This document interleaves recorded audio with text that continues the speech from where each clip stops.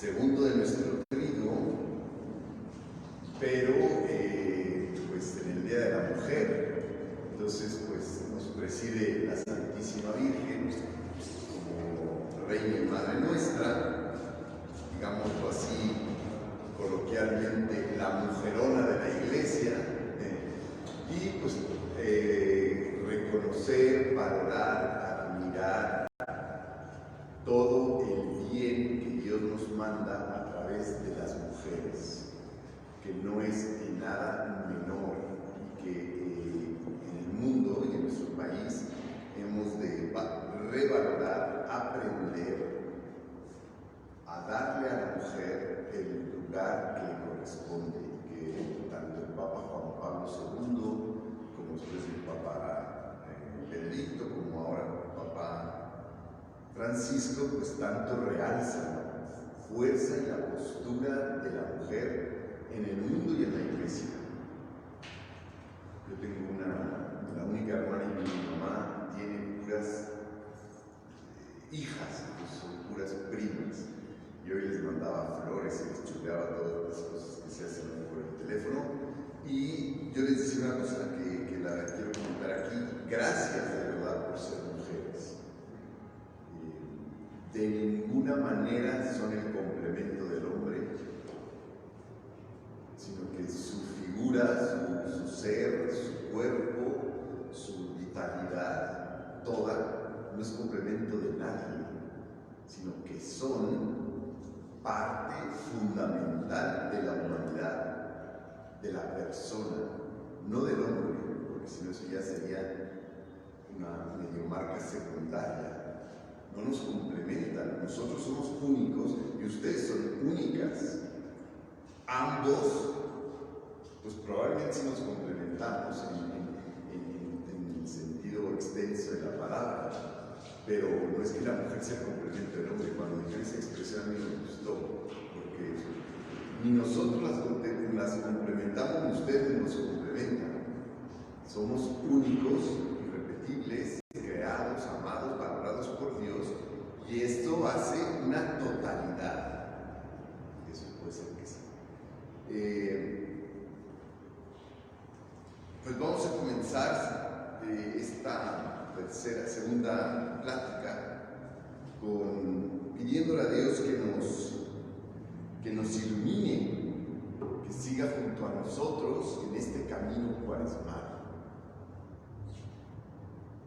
Venía ya bajando, venía por ingenieros militares, por conscripto, y antes de llegar a Periférico me di cuenta que no había impreso la plática, que la había preparado, la imprimí, el impresor está en otra parte, ya bajé, tomé agua y me vine, y no tomé las hojas. Entonces pues ya me las mandaban por fotografía, y ahora Vicky tuvo la gentileza de imprimirlas. Salieron chistosas, pero bueno, sí alcanzo a leer de lo que se trata. Bien, yo les invito a que hagamos un pequeñísimo resumen de lo que vimos hace 8 días.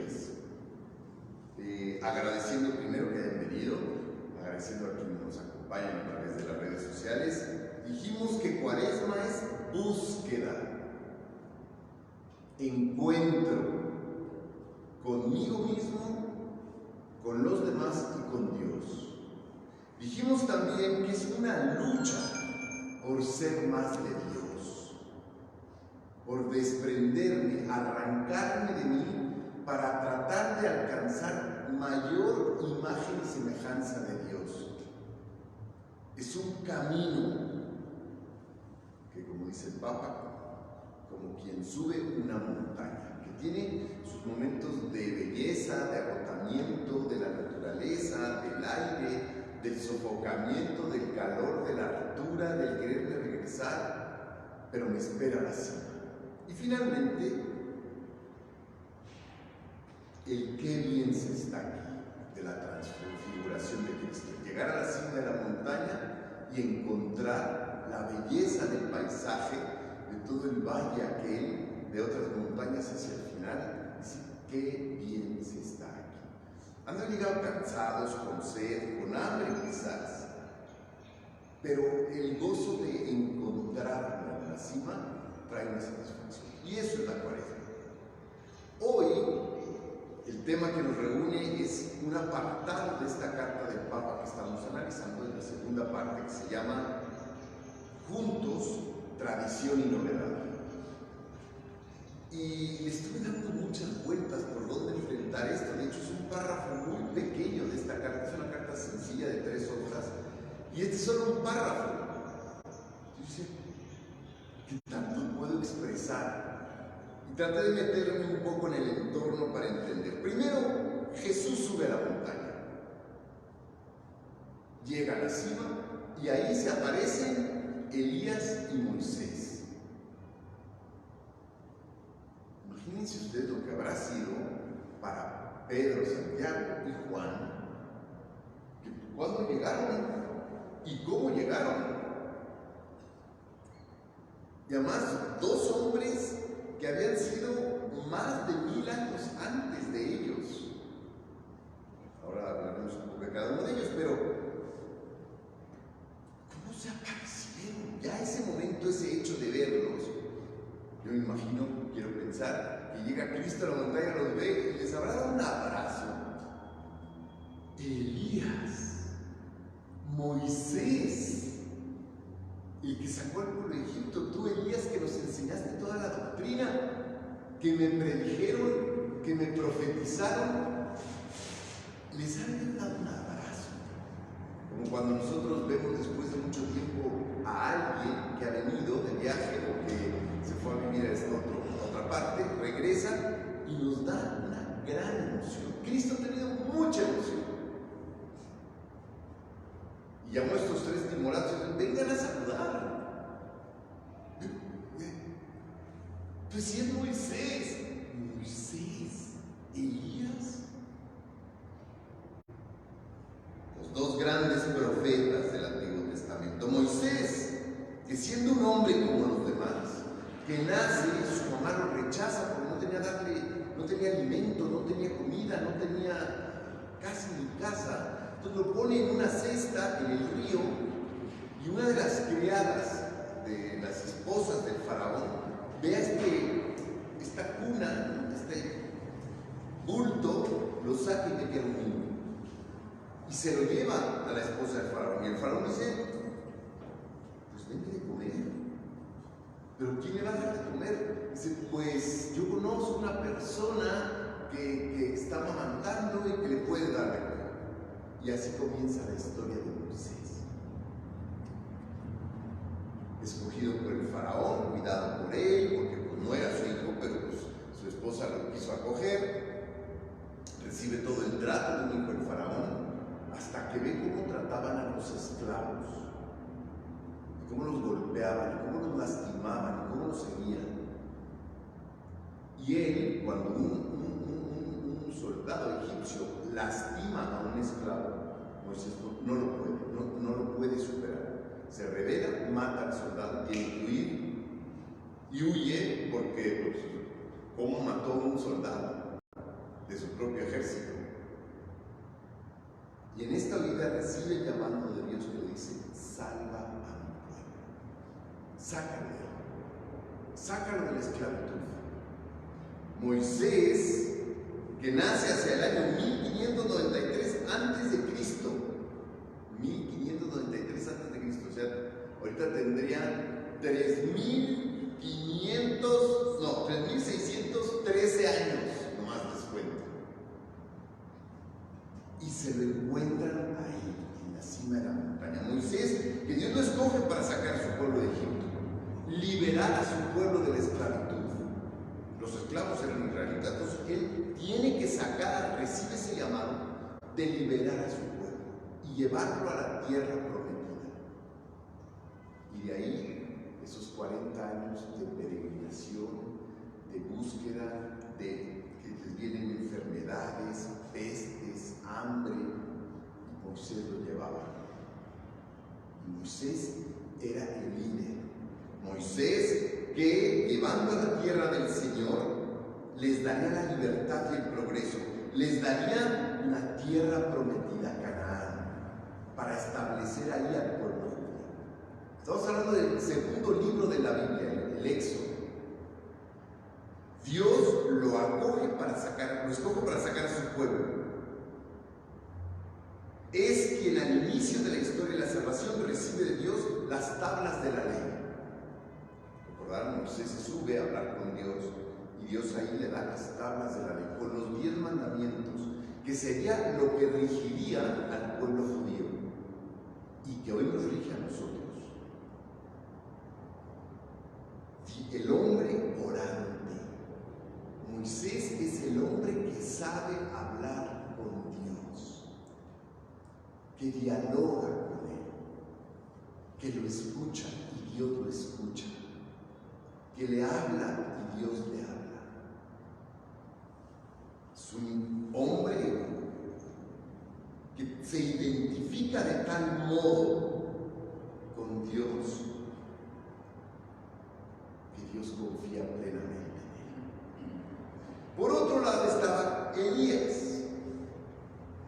Elías es un profeta que él nace hacia el año 900 antes de Cristo. Entonces estamos hablando de más o menos 1400 años más joven que Moisés, muchísimo después. Y se le llama, es uno de los profetas anteriores y que pertenecen a la lista de profetas menores, no era ni uno de los grandes profetas como había otros profetas, el rey David, Isaías, los grandes profetas, no. Dios escoge para este momento de la transfiguración al gran padre Moisés y a uno de sus profetas más pequeños, Elías, que sabemos muy poco de él. Profeta que profetizaban sus situaciones, momentos, hechos que iban a suceder. Y todo iban preparando el camino para después, cuando llegara Cristo, lo reconociéramos. Pues este Elías, que está escrito en el libro de los Reyes, de la Sagrada Escritura, tiene una misión: llevar a un pueblo confundido, habían pasado 1500 años después de Moisés, a un pueblo confundido ya por las novedades, por el mundo, habían olvidado muchas situaciones del inicio de la fe, y llevar a ese pueblo confundido otra vez al Señor. Hace milagros como apartó las aguas del Jordán, sanó las aguas de Jericó, multiplicó el aceite que tenía una viuda, revivió un muchacho que estaba envenenado por un guisado que tomó. Fue un profeta, no de los mayores. Y esto es importante porque Dios escoge a Moisés y a Elías como escoge a grandes personajes de la historia hoy, hombres cultos, capaces, preparados, inteligentes, muy letrados, pero también escoge a la gente más humilde, a la más humilde. Y así escoge a Juan Diego, y a él lo llama para que sea a quien se le aparecería la Virgen. Aquí nadie está excluido. Enseña Elías que las cosas que de verdad cambian al corazón son las cosas del espíritu, no un viento como Moisés, no un terremoto, no las cosas sobrenaturales, no que la luna se apague de repente o el sol deje de brillar, no, sino lo que realmente es lo sencillo, lo pequeño, lo delicado. Pues están estos dos personajes, pero luego está Jesucristo, Antiguo Testamento, representados en Elías y en Moisés, y luego Jesucristo, que él no era profeta solamente, que él no hacía milagros solamente, era Dios, el Hijo de Dios. Y después estaban los tres apóstoles, Pedro, Santiago y Juan. ¿Qué sabemos de estos tres apóstoles? Pedro, el apóstol fogoso, el atrevido, el duro, necio, terco, pero que Cristo lo escoge para que sea el fundamento de la iglesia. Tú eres Pedro, se llamaba Simón, y tú eres Pedro, el cimiento, piedra de la iglesia. Pedro se identifica de tal modo con su Señor que es retado, regañado. Dice: Pedro, hombre de poca fe, se empezó a hundir. Y lo regaña porque: aléjate de mí, Satanás, le dice. Pero Cristo sabía que todo lo que estaba diciendo era para formarlo, para que fuera Él la piedra, el que iba a transformar, el que iba a iniciar el camino de la iglesia. Y este Pedro, valiente, fogoso, fue encarcelado, murió crucificado. Y cuando lo iban a crucificar, pidió que lo crucificaran boca abajo, porque él no podía morir como su maestro. Crucificado sí, pero boca abajo. Un hombre que negó a Cristo en el momento culmen de la vida de Cristo. Cuando estaba siendo procesado, lo niega ante una sierva que estaba cuidando un fogón. Y luego los que estaban ahí lo negó 3 veces y fue advertido. Tú y yo también tenemos eso de Pedro. Fallamos, nos equivocamos, traicionamos.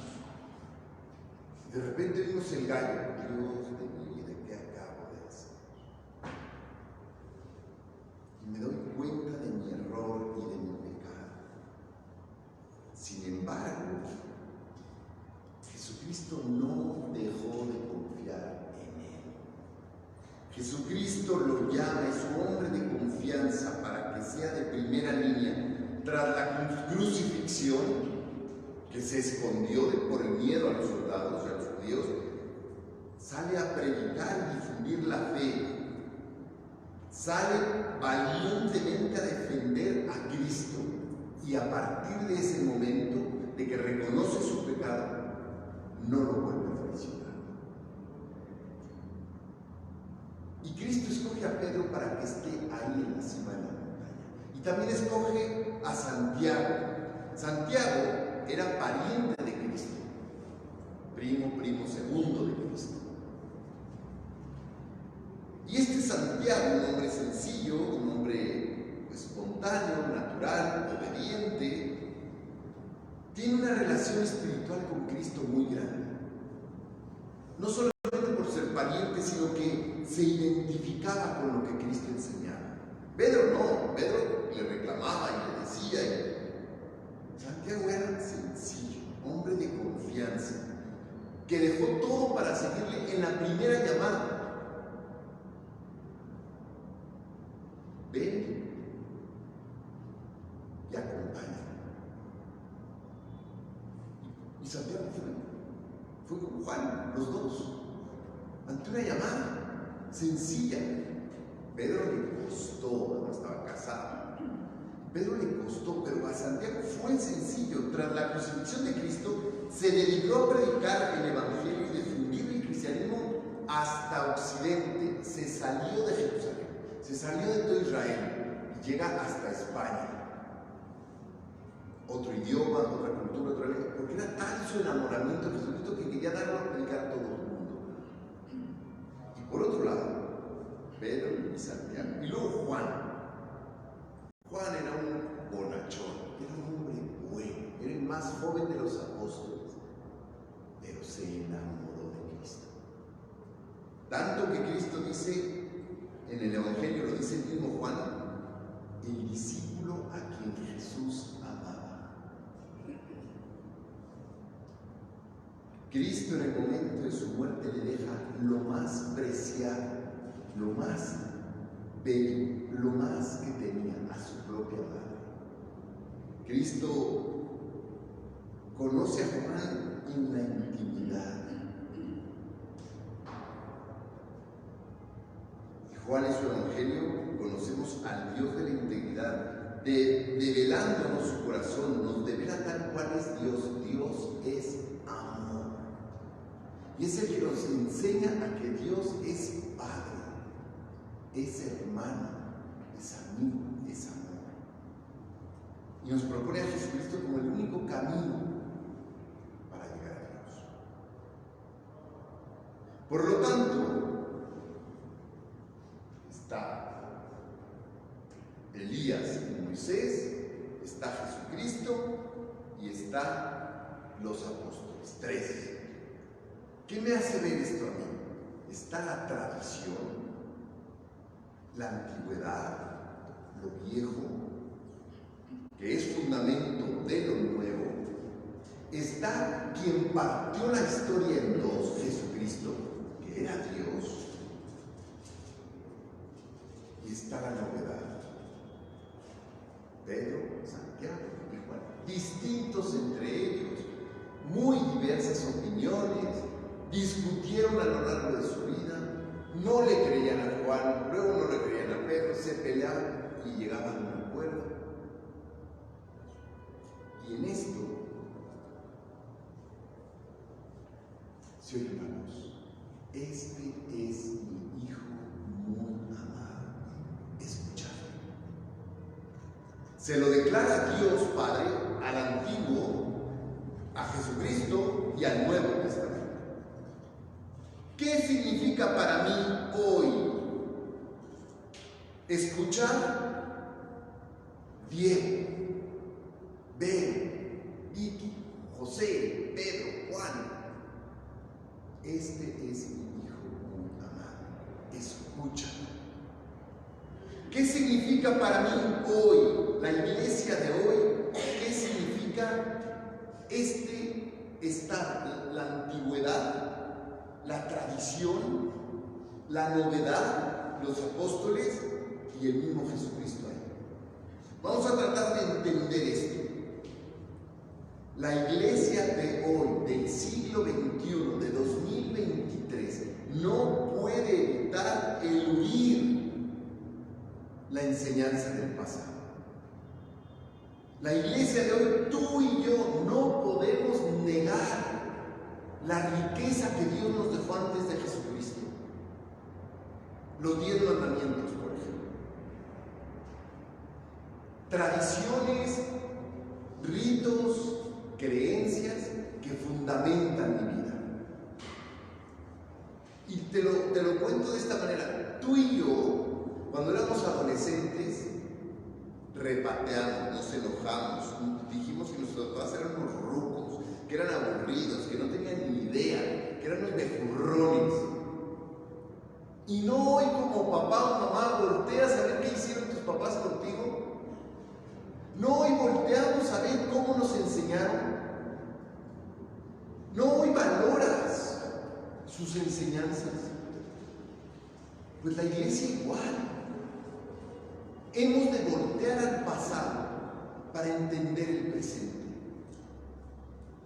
Pero por otro lado, no podemos dejar de escuchar la novedad de las nuevas voces. No podemos dejar de entender a las mujeres y hombres de hoy en su plena realidad. Hace unos días estaba con unos compañeros míos, más o menos de la edad, y decíamos, es que yo cuando era adolescente, pues claro que había drogas, obvio que las había, pero no estaban a la accesibilidad de ahora. O sea, yo para comprar una revista pornográfica, bueno, es que tenía que hacer circo, maroma y teatro. Primero que me la vendiera el del expendio de periódico. Segundo, meterla en una bolsa negra para que no se viera. Llegar a mi casa y esconderla. No le estoy diciendo que yo hacía esas cosas, pero pues así era la cuestión. Hoy, para ver, no una foto, videos, imágenes, provocaciones, basta una tecla, clic, sin que nadie absolutamente se entere. Por lo tanto, lo que yo aprendí no lo puedo enseñar igual al joven de hoy, porque no me va a entender. Oye, me he puesto el periódico como comprarte una revista pornográfica. Primero un puesto el periódico y hagas una rara. Comprar una revista pornográfica, ¿qué es eso? Pues no necesitan de revistas, ellos tienen todo en la pantalla, en su teléfono. Por lo tanto, la iglesia hoy, bueno, estoy hablando de pornografía,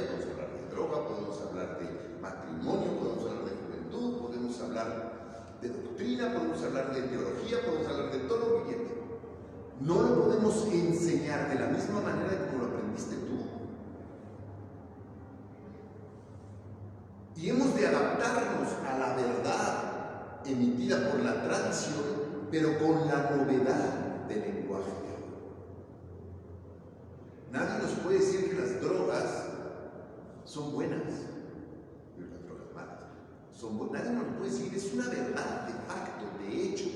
Aunque llegue películas que digan, no, son buenísimas, te das unas fumadas que te olvidas de todo, pero te están destruyendo, eso es verdad. Ahora, ¿cómo se lo enseño? Como me lo enseñaron a mí, se atacan de risa. Ahora, ¿cómo lo enseño al joven de hoy? ¿Cómo le enseño el Jesucristo que yo aprendí en mi adolescencia, y luego en mi primera juventud, y luego en mi edad adulta? No se lo puedo enseñar igual al joven de hoy, que hoy me llega el mensaje, mando un mensaje por el WhatsApp, y si no me contestan inmediatamente ya me desespero. Pues ¿cómo van a entender a Jesucristo que ni habla, que ni está aquí, que ni me ve, que ni me oye? ¿Y por qué las relaciones prematrimoniales no se van a poder si son a todo dar? Y si son con varias, mejor. Entonces tenemos que aprender a defender la verdad, pero con un nuevo lenguaje. Y la Iglesia nos quiere enseñar y ayudar a saber entablar diálogos. Y por eso están ustedes hoy aquí, no solamente para vivir mejor su fe, sino para ser mejores transmisores de su fe.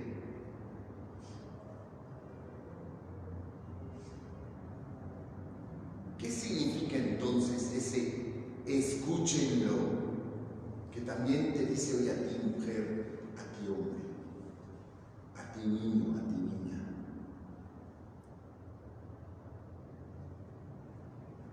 Significa valorar el pasado, reconocer la bondad del presente. El celular es una maravilla, Internet es una maravilla. Pero si lo sabemos usar. Entonces, valorar el pasado, pero reconocer la bondad del presente. Y no negar que los jóvenes de hoy nos enseñan muchas cosas. Y no negar que la creatividad, la imaginación, los alcances, la tolerancia, la fraternidad del joven de hoy es mucho más poderosa que la nuestra de adultos. No tenemos capacidad, no tengo capacidad de escucha. Me cierro a mi forma de pensar, me encierro en mis cosas, me encierro en mis criterios y no escucho. Cuando a lo mejor tiene algo mucho más valioso que decirme el adolescente de hoy. La Iglesia, no digo la jerarquía, digo tú y yo y el padre Jorge y el Papa, tenemos que aprender a abrirnos a la novedad sin perder la verdad, sin perder los fundamentos de nuestra fe.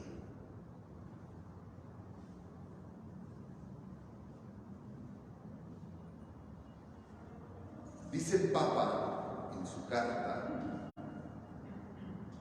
en este camino cuaresmal está arraigada en la tradición de la Iglesia, pero al mismo tiempo está abierto a la novedad. La tradición, el pasado, es fuente de inspiración para buscar nuevos caminos, evitando las tentaciones opuestas del inmovilismo y de la experimentación improvisada. ¿Qué quiere decir esto? Tradición nos lleva a reconocer la vitalidad de la verdad. La tradición, lo antiguo, nos lleva a entender los porqués de nuestra fe. De lo que Dios le expresó, sí, hace 3.000 años a Moisés, pero yo entenderlo para mí hoy. Pero la novedad nos invita a actualizar esta verdad. hacerla radiante, hacerla operante, hacerla atractiva. Que el joven de hoy de 17, 20 años quiera ir a misa, no porque me lleven de la oreja, ya ni eso, porque ni eso podemos hacer, pero que quiera confesarse, que se atreva a rezar, llevar la verdad de la doctrina, pero con una actitud de apertura, con una actitud de benevolencia hacia lo nuevo. Queridos amigos, aquí se trata pues de que entendamos, los que somos católicos de a pie, ya sea cosa de los obispos, los sacerdotes, los misioneros, hacer su papel. Pero tú y yo, que somos católicos cristianos de a pie, comunes y corrientes, el escuchelo significa tu papá, tu mamá, tu trabajador, tu empleado, tu empresario, tu carpintero, albañil, militar. ¿Qué vas a hacer para llevar a los que están a tu alrededor a Jesucristo? ¿Cómo le vas a hacer para llevar tu verdad a los que están a tu lado? Y eso fue Santiago, eso fue hasta con los españoles. Habló otro idioma, se habrá puesto boina también. Y Pedro, que se quedó en Israel, y después salió, y después se fue por el Mediterráneo, tuvieron que adaptarse. ¿Tú cómo te vas a adaptar? Porque tú no puedes decir que porque estás en una oficina encerrado como contador, no puedes evangelizar. No puedes decir. Porque tú como mamá no puedes decir que no evangelizas. Yo como conservador tengo que decir, pues a eso me dediqué. Pero evangeliza el que está bautizado. Que sea la condición, que sea la condición socioeconómica, el trabajo que tenga, somos apóstoles. Somos evangelizadores. No el Papa dice, salgan, vuelan, apodejan del trabajo. Ah, no, yo solamente me porto bien cuando voy a misa porque mi señora me pide que la acompañe y pues tengo que ir a misa. No. Atrévete a transmitir ese Cristo. Atrévete a transmitir la fuerza de la fe. Atrévete a decir, yo sí soy apóstol. No es que te tengas que poner como todos los miércoles de ceniza una cruz aquí para que en tu oficina vean que eres católico. No se trata de eso. Tus palabras, tu ejemplo, tu testimonio, tu forma de servir a los demás, tu ir, levantarte y servir una taza de café a esa empleada que como tú o de un rango más bajo está triste. Darle un abrazo a alguien que está en la calle, darle un cariño a un hijo, perdonar al que me ofende, pedir perdón con el que tengo deudas, invitar a comer a ese pariente que me hizo una verdadera jalada y estoy enojado con él y lo invito a tomar un café para dialogar. No le leíste el Evangelio y no lo invitaste a una misa, ¿no? Tu testimonio, tu forma de vivir, tu forma de decir la verdad. Pero si vives ocultando cosas en tu familia, si vives a expensas, a espaldas de otro, si estás con dobles discursos, ¿quién te va a seguir? ¿A quién estás evangelizando? Cuando por un lado dices, amarás al Señor tu Dios, amarás a tu prójimo, por otro lado, no le das las gracias ni al cerillo que te ayudó a poner tu mercancía en la bolsa en el supermercado. O cuando tratas mal al del banco aventándole los billetes para que te los depositen. Sin embargo, si eres cariñoso, sabes darle buenos días, ¿cómo estás? ¿cómo va? ¿Qué? Pues, este amigo, qué buena onda. Hoy, la tradición y la novedad es ser otro Cristo para los demás. Así de claro. Hay un santo en Chile, el padre Hurtado, que fue canonizado hace poco, jesuita, joven, que murió a finales del siglo pasado, y lo canonizó Juan Pablo Benedicto XVI, que decía una frase que me fascina: ¿qué haría Cristo en mi lugar? Mi hijo acaba de cometer esta tontera, me creó un problemón. Yo, por mí, no solo lo nalgueaba, lo abofetaba y le daba una patada en el trasero que lo mando hasta su cuarto. ¿Qué haría Cristo en su lugar? ¿Qué haría Cristo en mi lugar? Como tratas a tu esposa, tu fidelidad, tu lealtad, tu organización, tu prioridad hacia ella, es como lo haría Cristo. Tu prioridad a tu esposo, tu lealtad a él, tu cercanía, tu comprensión, es como lo haría Cristo. Como tratas a tus compañeros de trabajo, como tratas a aquel señor que puede ser un cliente, aquel que tratas, como digo, al que está en la calle sin tener que comer, que a lo mejor no tengo monedas, no tengo nada, pero le doy un abrazo o lo saludo. O le digo, ¿cómo estás? Y me siento al lado de él. Eso haría Cristo. ¿Tú qué estás dispuesto a hacer? ¿Qué quieres hacer para que el otro sea más feliz? ¿Qué puedes hacer? No te destruye a veces cuando estás de medio mal humor o enojado, preocupado, que llega alguien y te da una sonrisa. Te destruye. Hay que destruir corazones rotos. Hay que destruir corazones tristes. Eso haría Cristo en mi lugar.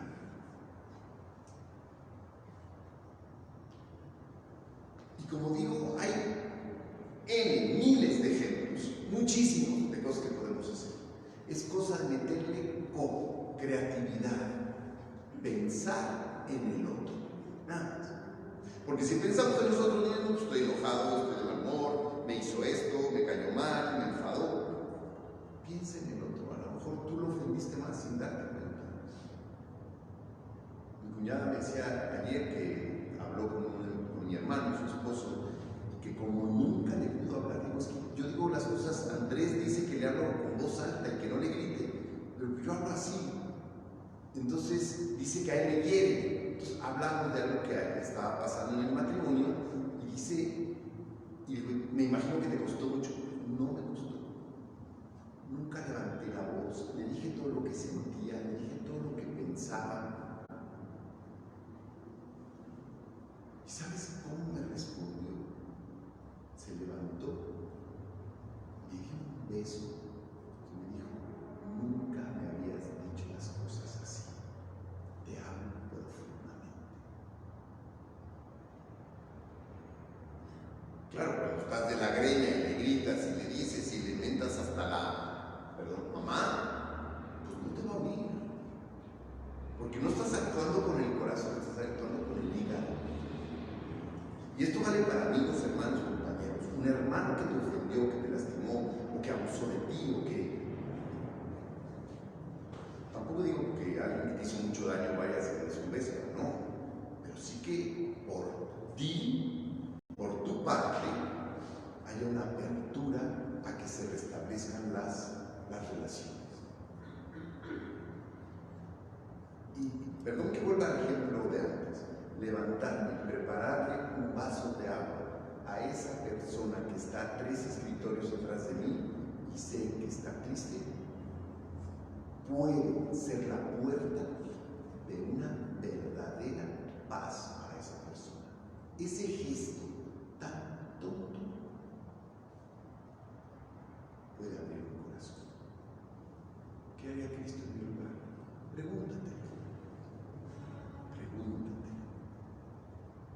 cuando en ti esté la disposición de estar feliz para darte a los demás, y si comienzas tú, y luego tú, y tú, comenzamos nosotros que estamos aquí, 40 más los que están allá viéndonos, vamos a irnos multiplicando, porque estas cosas se contagian, se contagian. Hace como 5 días, un burro de mí fui a un centro comercial, y a la hora de pagar el estacionamiento, no traía ni monedas, ni mi cartera. Dije, ¿qué hago? Y me dice que está hablando, yo te lo pago. ¿Qué problema hay? Digo, oye, pero no, ¿y cómo te lo voy a pagar? Oye, yo tengo el favor, no me lo restauro, no te preocupes. Y si no me lo haces, se lo haces a otro. Híjole, qué padre, qué bonito. De verdad me sentí querido, valorado.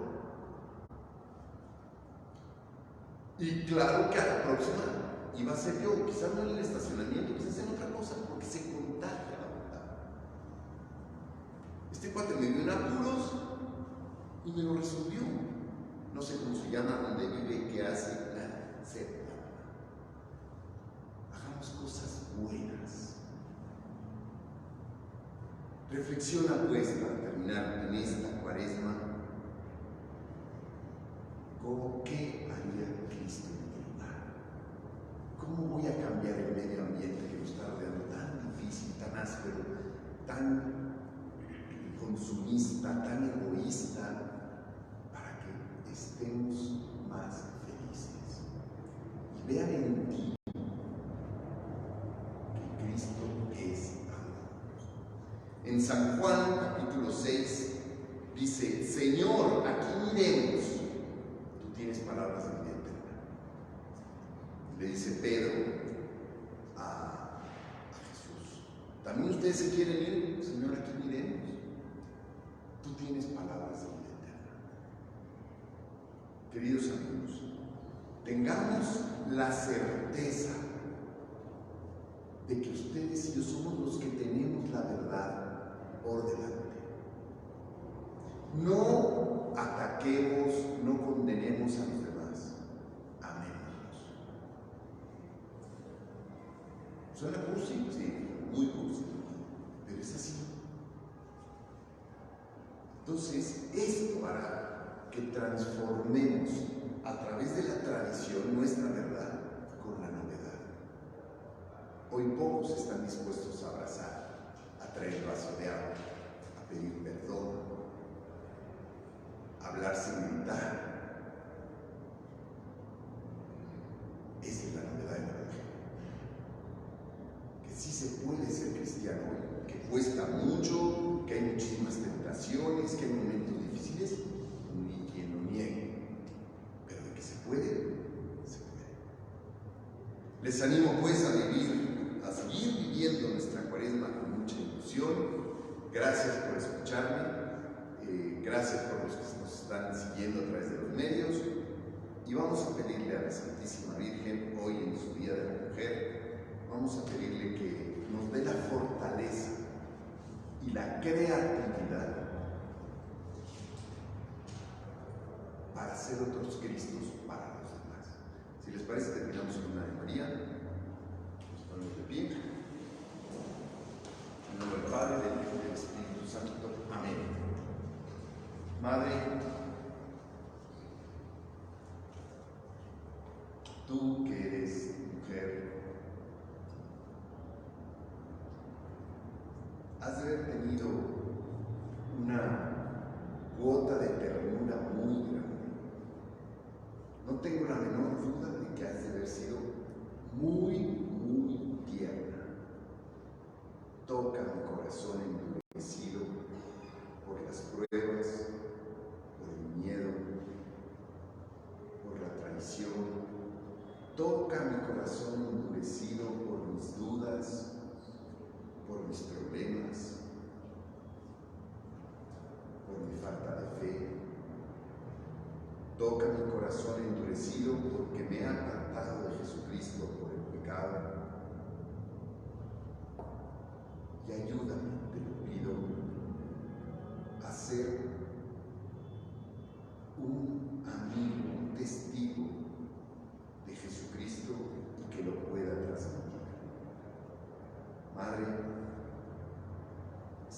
enojo conmigo. Porque yo también me enojo cuando hay gritos, cuando hay dolor y cuando hay envidia y cuando hay orgullo. Tómame de la mano y enséñame a amar a Cristo y a ser su amigo. Y como Santiago, salir a predicarlo, aunque sean lejísimos. Y como Juan, vivir en la intimidad contigo. Y como Pedro, ser fogoso y valiente y atrevido. Mamá María, bendícenos con tu cariño, con tu ternura, y que nos sintamos arropados en tu manto guadalupano, que es de nuestra patria, que es de mi forma de ser, de mexicano. Te queremos, y ayúdanos a ser de verdad luz que ilumina y sal que dé sabor a tanta gente que está a mi alrededor y que sufre tanto, o porque no te conocen, o porque conociéndote no te quieren conocer, o porque sus problemas y sus heridas se han vuelto más grandes que su fe. Dios te salve María, llena eres de gracia, el Señor es contigo, bendita eres entre todas las mujeres, bendito es el fruto de tu vientre Jesús. Santa María, Madre de Dios, ruega por nosotros los pecadores, ahora y en la hora de nuestra muerte. Amén. Virgen de Guadalupe, ruega por nosotros, en el nombre del Padre, del Hijo y del Espíritu Santo. Amén.